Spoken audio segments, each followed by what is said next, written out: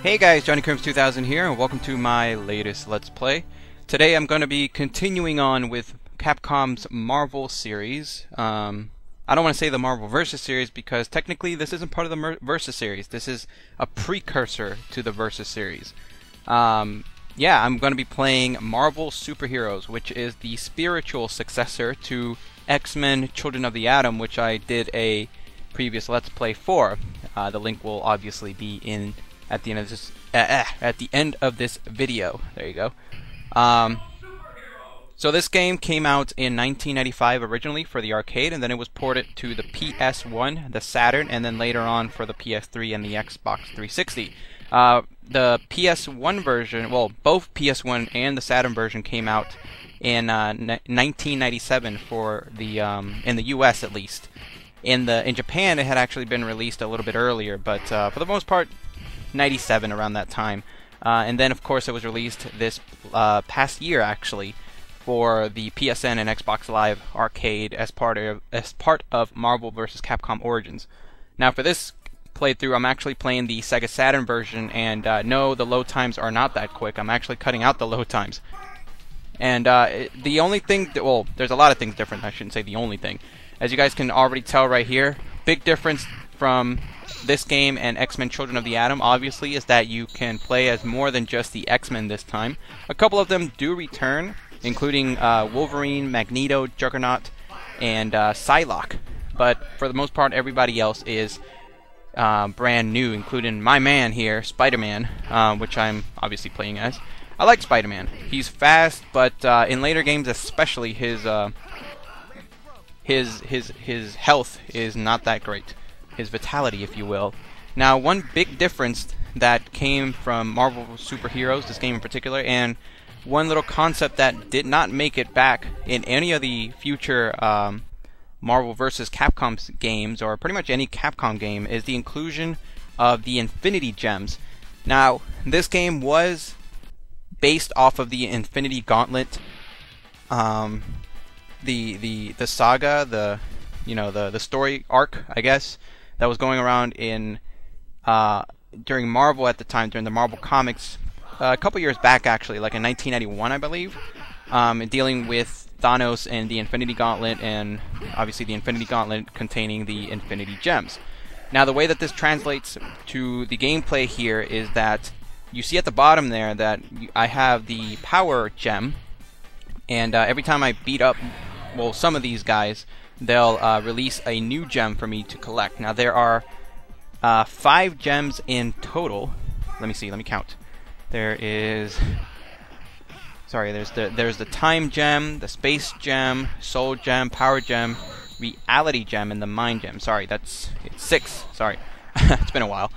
Now each one of these can be activated by pressing quarter circle back and pressing all 3 punch buttons, I believe, if I remember correctly. It's been a while since I actually recorded this footage, so you'll have to excuse me.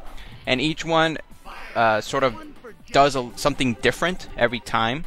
Now, just to kind of go over what each one of them do, just so you guys will know, I do make use of them in this playthrough. The Time Gen, basically the Time Gen, when you activate it, it allows you to move faster. So, you know, if you are slow, you go twice as fast.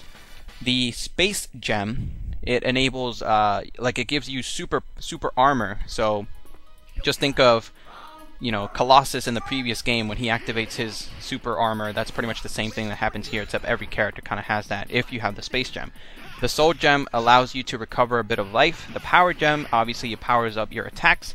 The Reality Gem has, it gives your attacks, like, different effects, I guess. That's the best way that I can sort of explain it. And the Mind Gem, it lets you recover 2 energy levels very, like, quickly, I guess. So it's pretty good. So you see here the Soul Gem, it recovered some of my life there, so that's great for me at least. And we're fighting Psylocke, obviously. Now if you notice here, Psylocke's stage is actually the same one that it was in X-Men Children of the Atom. I always thought that was pretty cool. Her stage was pretty awesome anyway. And as I mentioned before, I do love the stages of the early. Well, I mentioned before how, like, I love the stages just because there's so much going on. Even when compared to something like Street Fighter, even Street Fighter 3 Third Strike, the stages weren't all that great in my opinion in that game. But these stages, they're so busy. Like, there's so much going on, and I love that. Especially since this is, you know, this is based off of comic books. So that's one thing that I always loved. Now, Shuma-Gorath is the guy that we faced before. One of the interesting things is that, from what I remember, they actually, you know, miscolored him in this game. He's purple. He's supposed to be green, and he will be green pretty much in every game after this. For some reason, they painted him purple. Don't know why. I love this quote here by Spider-Man. You'll make a great sidekick someday. And I remember one time I was facing Captain America, just like I am right here. Go America.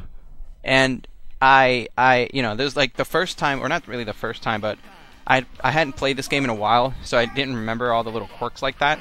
And I beat Captain America, and Spider-Man said that, and I was just like, man, that's harsh. You know, if you guys don't know, don't catch the reference, Captain America and Bucky Barnes. I was just like, Spider-Man is just making fun of the fact that Captain America's sidekick just died and turned against him as the Winter Soldier. It was just like harsh, man. By the way, I love Captain America's theme. Easily one of the greatest theme songs, in my opinion, in the Versus series. I was so happy that they brought it back and remixed it in Marvel vs. Capcom 3. And now here I am activating the power gem, so all of my attacks will do double the damage if I can just hit him. I also mentioned, I forgot to mention rather, that when you do the power gem, and I think in some of these other ones too, you actually create a double. And booyah, maximum spider, baby. I love this game. Unfortunately, this game doesn't have all that many characters, I'm afraid. There's a bunch of them that I wish that could have appeared, I guess. Like, I like the fact that there were a couple returning X-Men, but if it were up to me, I would have replaced, you know, Juggernaut and Magneto for somebody else. I mean, that's just my opinion, but I really wish that they would have included other Marvel superheroes. Like, at the top of my head, I would have put in Thor, or... I'm still waiting for a game that includes Daredevil, by the way. I am thinking of making a top 10 video soon, or not soon, I shouldn't say that, because then I wouldn't, you know, like I'll say that now, and then it won't come out for like another 5 months. But I am hoping to one day make a video of the top 10 characters that I wish will make it onto Marvel vs. Capcom 4 if they ever make it.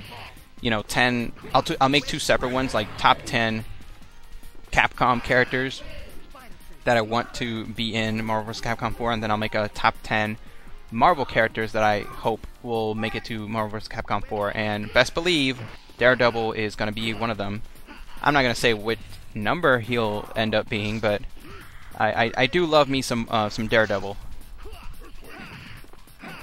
And here is if you saw my playthrough of X-Men Children of the Atom, you'll notice that Juggernaut is nowhere near as difficult as he once was. In fact, this whole game is not as difficult as X-Men Children of the Atom. If you guys haven't watched my Let's Play of that, go check it out, and you'll actually see that I was forced, and I use that term literally. No, not literally.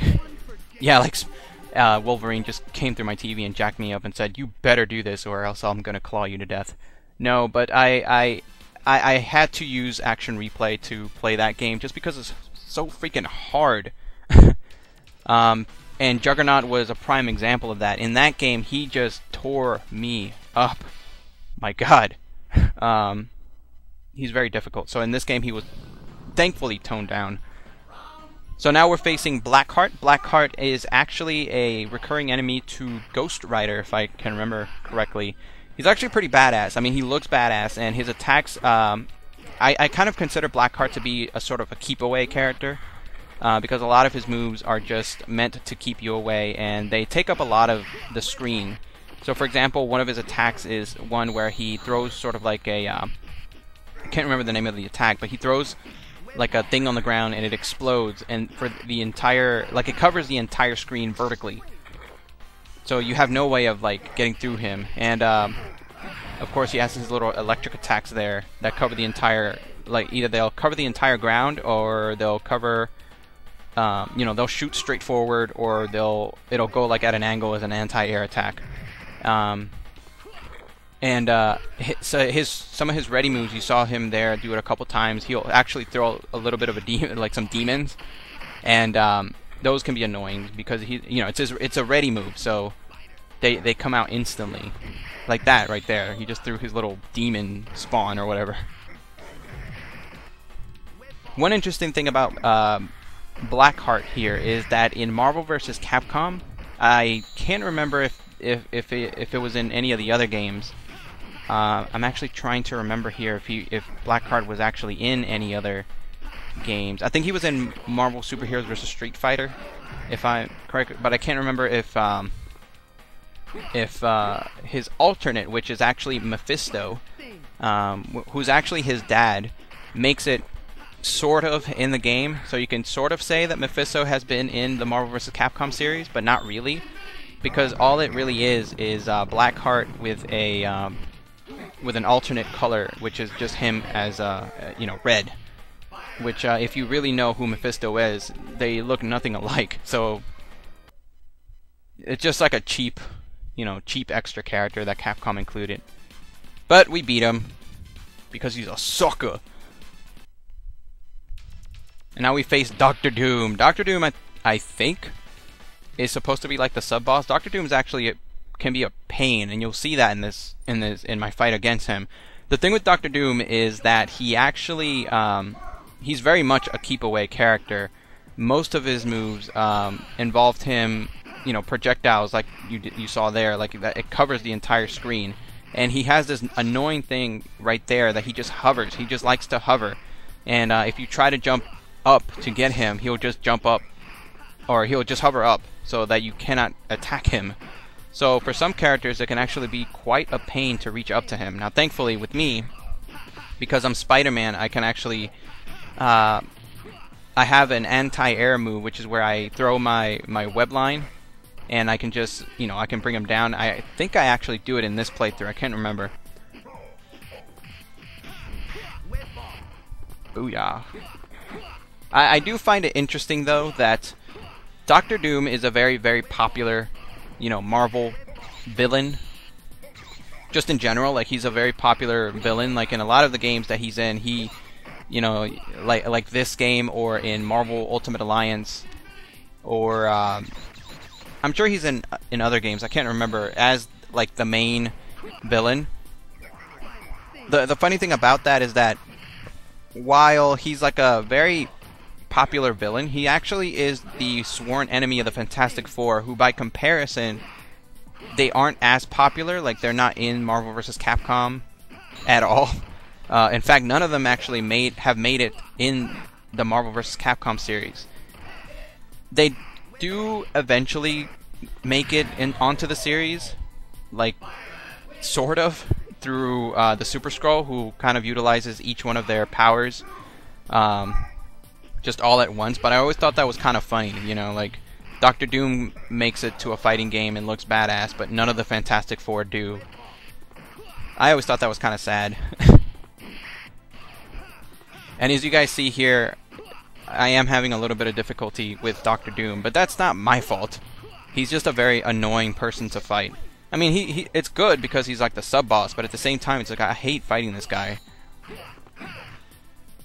You definitely need to, it will be a great idea if you can make use of your, the Infinity Gems here to make things a little easier.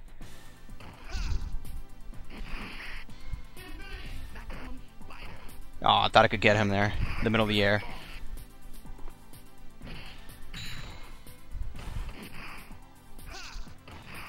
So anyway, just because this match is taking a little bit longer than I would like, Halloween's coming up.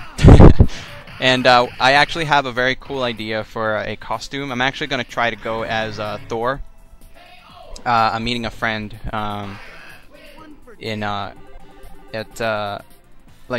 for Halloween. There's a big thing for Halloween going around, and I want to make a very cool costume. So I'm making my own Thor costume, So I'm making my, I'm actually making the hammer, and I'm actually making the helmet out of scratch, which is going to be all kinds of fun. Just thought I'd throw that out there, since it's relevant, right? Marvel superheroes. So anyway, now we're facing Thanos, the main villain of this game. And he has a little bit of dialogue, but before that he's going to, like, debo us for our Infinity Gems. Did you truly believe I will allow you to defeat me? 1 billion souls have known death at my hand. It is time you joined them. 1 billion? Really? You count that all that by yourself, or did you hire someone? I didn't get it. Now, this actually, Thanos is actually kind of a pushover in my estimation. I never have had that much difficulty trying to beat him. Now, I do think that this is rather interesting because in the back here, you actually get to see a lot of cameos from characters. For example, that guy right there is Thor. The guy right there in the middle of your screen there is actually Nova. And the guy on the far right is Drax the Destroyer. And then on the other side, you'll see the She-Hulk and the Scarlet Witch. Sorry, I don't know why I almost said Scarlett Johansson. Although, you know, if Scarlett Johansson was in this in this game, I would have no problem. Good lord, she's fine. And in the back there, you also see Mephisto. So technically, Mephisto does make it into the Marvel vs. Capcom series in a way. Out of all the guys in the back, though, the 3 that will eventually make it into a proper game is Nova, Thor, and the She-Hulk. We have yet to see Drax the Destroyer, the Scarlet Witch, or Mephisto, technically. As I mentioned before, he does sort of make it, but not really. And as I mentioned before, Thanos at the beginning of this match does take away all your Infinity Gems, which is a punk move, but I can see why he does it. And you can knock them out of him, as you guys have seen me there. I took away his Power Gem because he's a sucker, and I can use it better than he can. Now, as I mentioned before, he's still, I consider him to be one of the easier, you know, Marvel, sort of like Capcom Marvel ending bosses, unfortunately. He can be a little tough, and I'm sure he can be like on higher difficulty, but I've never had that much of a difference, or that much of difficulty. As you've seen at the beginning of my video here, I showed off that I'm fighting on the normal difficulty. Granted, I do think that it may be because I'm using, I'm playing this on the Saturn version, so I don't know if, I can't remember rather, if like the normal difficulty is slightly higher for the arcade version, which I'm betting is the case, because most of the time the arcade versions of these type of games tend to be a little bit more difficult. Which makes sense, right? Because it's the arcade, they're trying to take away all your kizash. But anyway, we rescued everyone, so everybody returns from being stoned. And now we get a lovely little like ending here, featuring none other than Spidey and Mary Jane. I do like how the Spider-Man in this ending still has the version of the costume that has the web underneath the arms. Which, fun fact, you know I can't go one video without fun fact, the webbing underneath the costume actually used to be part of the costume, the original version of the costume. Actually had that being a lot bigger, and it was meant to be part of the, how should I say it, the original design behind that. The reason why the Spider-Man costume has that webbing is that it used to be a lot bigger. Like like here it just kind of goes to the ribs. The original design used to have the webbing go from the elbow to the waist, and it was meant to make him glide, and that was actually part of his character towards towards the beginning of Spider-Man. But as you guys know, after that, slowly but surely that the design kind of went away. But anyway, that was it, guys. This is Marvel Superheroes. Now, as I mentioned before, if you guys haven't seen my Let's Play, you guys can go check out X-Men Children of the Atom, which was the predecessor to this. The predecessor? No. The one that came before it. There we go. Can't remember the word for that. But yeah, go check it out. It's still a fun game. Obviously, this one I considered a little better. I still find the music in the first game and some of the visuals to be a little better in X-Men Children of the Atom than this game, but my god, the difficulty in that game just makes it not as fun. This game is a little bit more well balanced, and obviously, even if you don't have a Saturn or a PlayStation, you can easily get this on Xbox Live Arcade or the PSN. So go ahead and get that as soon as you can. It's in HD. I wanted to play this because I am a boss, and I don't think a lot of people play the Saturn on YouTube, unfortunately. Another reason to play the Saturn, in my estimation. And the fun thing about this game is that it was actually dedicated to Jack Kirby, as you guys will see soon enough. Jack Kirby was had actually passed away the year before this game came out in arcades.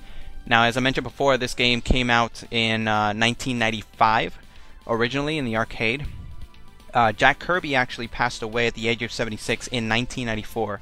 So I thought it was a very, very cool sort of. I never know how to say this word. Is it homage or homage? Like, different people say it differently, but like, I went online and it's actually supposed to be pronounced homage, but I could swear that everybody says homage. I'm just gonna say it's a tribute to Jack King Kirby, as you guys see right there. Very beautiful, very beautiful. But anyway, guys, that's it for this video, and go check it out. It's a fun game. The next game in the series is the proper start of the Marvel vs. Capcom series with X-Men vs. Street Fighter. Now, the thing with that is that I currently do not own it for a console. I can get it for the Saturn, but we'll see about that. I still don't have it, so I may end up playing this on an emulator, on like an arcade emulator. We'll see how it goes. So unfortunately, don't expect that anytime soon until I kind of figure things out. But anyway, I hope you guys enjoyed this, and next time, whenever that is, we'll properly start the Marvel vs. Capcom series. Alright, so this has been Johnny Crimson 2000, and I will see you guys in my next video. Alright, peace out. As always, if you like this video, be sure to hit that like button and subscribe to my channel if you want to get more stuff from me. In the meantime, if you like my videos, be sure to find me on Twitter, Tumblr, Raptr, and Screwattack.com to see the other gaming related content that I upload. Info is in the description. Who knows? Maybe you'll like my stuff. Maybe. Maybe.